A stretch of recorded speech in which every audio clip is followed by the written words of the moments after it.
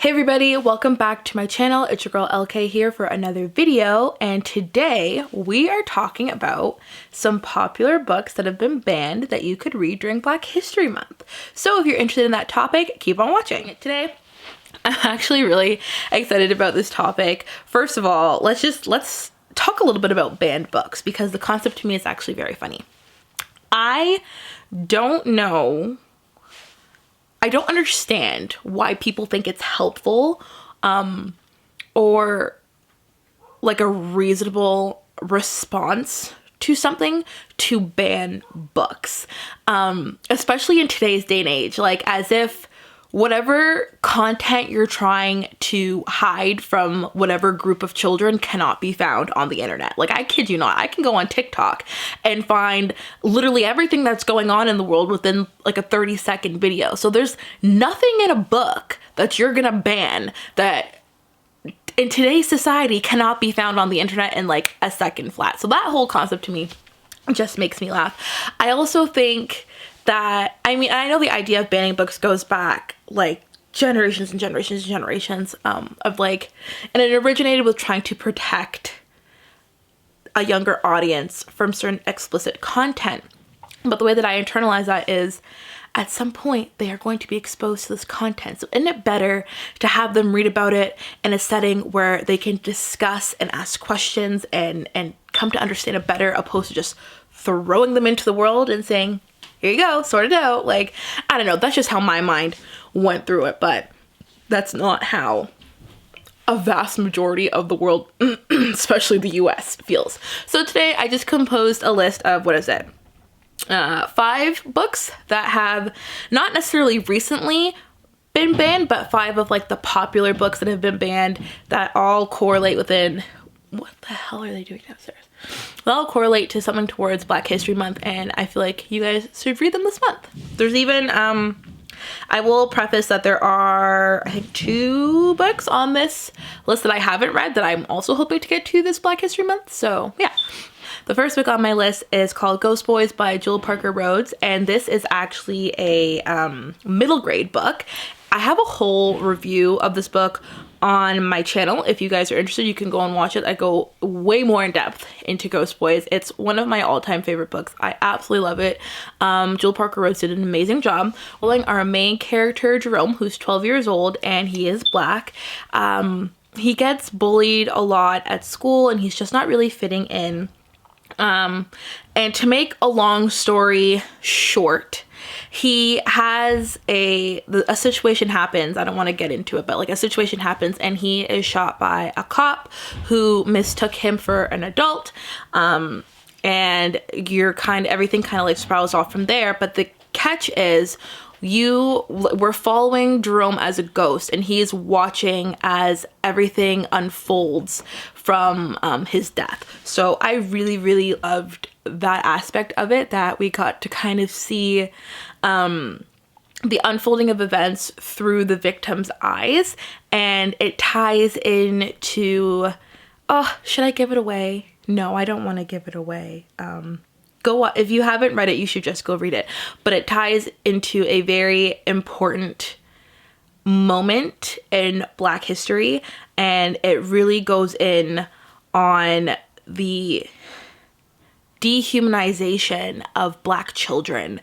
And it's so tragic, but so beautiful. And I highly, highly recommend that book. I absolutely adore it. The next book on my list is The Hate U Give, its actual name is Thug, by Angie Thomas. Now, I didn't realize that and I should have mentioned, I'm sorry, Ghost Boys was banned because of its depiction of police. Now, on to the next one, The Hate U Give by Angie Thomas. Another really, really amazing read, also banned. Now, depending on what source you read, some sources say it's banned because of violence and it's it's discussion of gangs. Other sources say it's also banned because of its discussion of, or its anti-police vibes. Anyways, so if you don't know, The Hate U Give is following our main character, Star, who witnesses her friend being shot and killed by a police officer. because they mistake his hairbrush as a gun. So yeah, we're following her as those events unfold, and she kind of has to decide whether she wants to be the head of this movement that is protesting what happened to her friend, or if she just kind of wants to sit back and let things unfold as they will, because it was already traumatic for her enough. And I really liked, again, the aspect of looking at it through someone who was close to the victim and kind of watching them internalize how much it really affects them. And it's so easy to say, well, if it was me, I would definitely be the head of that movement. I'd be the first one out there. But at the same time, it's like, you just watch somebody that you really care about die.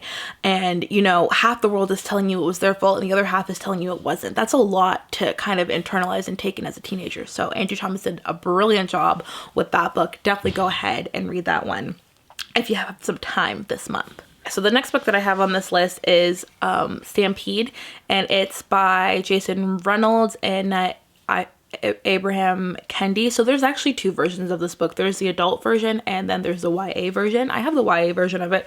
I'm not sure, I can't remember which version has been banned, but it is banned because of its discussion of racism. This is a book that outlines and details racism throughout U.S. history and brings it all the way up to present day and kind of relates it to what's going on in present day. And it's a little bit more of an informational read. I haven't read this one yet, but it is on my list to read this month, and I'm very, very excited to get to it. Jason Reynolds is also the author of The Long Way Down. That book is written, it's like one of his most famous books. It's written in verse and it's absolutely beautiful. So I'm very excited to see or to read about, or I'm very excited to dive into Stampede because I think that's going to be absolutely brilliant. The next book that I have on here is The Bluest Eye. Ooh, my leg is falling asleep. Yeah, The Bluest Eye by Toni Morrison. And this one I hadn't heard of until I was looking through lists of books that have been banned. And this was one of them.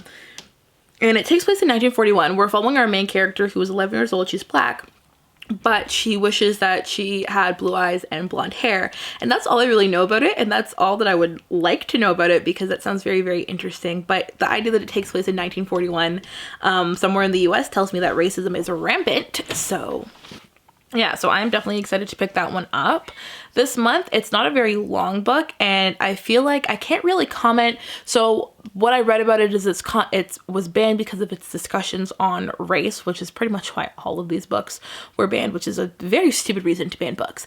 But I am interested to see where this book goes, because starting it off with a little Black girl who essentially wants to be a little white girl, I'm very interested to see how we get there and how we solve that problem. So, and the last book on this list, probably the most widely regarded, most popular book to read in high school, which blew my mind when I found out it's now banned in a lot of high schools, would be To Kill a Mockingbird by Harper Lee.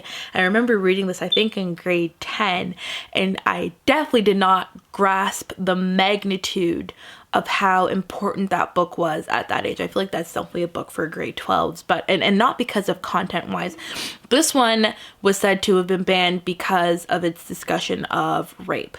Now, again, not a topic that I think should be shied away from in high school at all, because it's, you know, as difficult as a topic to discuss, it is very, very, very important. So I definitely think that was just a cop-out. But anyways, if you don't know, To Kill a Mockingbird takes place in the 1960s. Don't quote me, I might be wrong, but I'm pretty sure it takes place in the 1960s.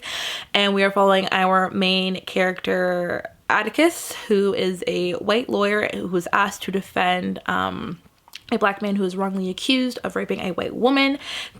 There's so much more that goes in to Kill a Mockingbird. It's really just about the destruction of innocence. And it's so, now as an adult that I think about that book, it actually breaks my heart. It really, really does. But it's a beautiful book, and I'm so sad that some schools have taken to banning To Kill a Mockingbird. But definitely, if you haven't read that book, you should 100% read it because it's very well done and absolutely beautiful. Now, as I said in the beginning, I do not subscribe to banning books at all. I don't care how problematic the author is or how problematic the content in the book is. I don't think that any book should be banned. Books are a work of art. It goes right up there with, banning music, or not playing certain songs and stuff like that. I think, as I said, those are all pieces of art, and we as consumers of art get to decide what we will partake in and what we will not partake in. Are there certain books out there that are, a little less than palatable? Yes, of course they are. But it is up to readers to decide whether or not they are going to read it. Now, this all being said, this also has a lot to do with parental guidance. Am I going to let my 10-year-old read To Kill a Mockingbird? No, absolutely not. Not because I think it's bad, but because they're just too young to fully understand what is happening in that book. So that doesn't give you the excuse to ban it, but you can set, regulations on what audience is going to see it at what time within schools and with homes and stuff like that. But to outright ban books, I think we're crossing a line there that probably shouldn't be crossed. It's one of those things that I'm not comfortable with. And there are tons of problematic books out there that I do not agree with. There's tons of problematic songs out there that I definitely do not agree with. But again, it is up to the consumer to decide whether or not they are going to partake in those forms of art. And yeah, that's my thoughts on it as well. There's another a whole other video that I had in mind to talk about, and that was about She Who Shall Not Be Named and her books, because that has, ever since the reunion for Harry Potter, that has been a hot topic again, and I have thoughts on it that I know are probably not going to be widely accepted, but it's fine. So maybe we'll discuss it in another video. But anyways, that brings us to the end of this segment of the video. Thank you so much for stopping by and listening to my thoughts on banned books. But don't leave just yet, because it's time for our Black History fact, our Black History shout out. So for today's Black History shout out, we are going to be discussing very briefly, Shirley Chisholm. She was born in 1924, died in 2005, and she was the first Black woman elected to Congress. She represented New York in the 12th district from 1969 to 1983, and in 1972 she became the first woman to run for the Democratic Party's presidential nomination. Now, if you would like to read more about Shirley Chisholm, I will have an article linked in my description box down below if I can remember to put it there. She's an amazing figure in Black history, and definitely somebody who's not spoken about enough. So go read up on her. She's great. Thank you guys so much for watching, and I will see you in my next one. Bye.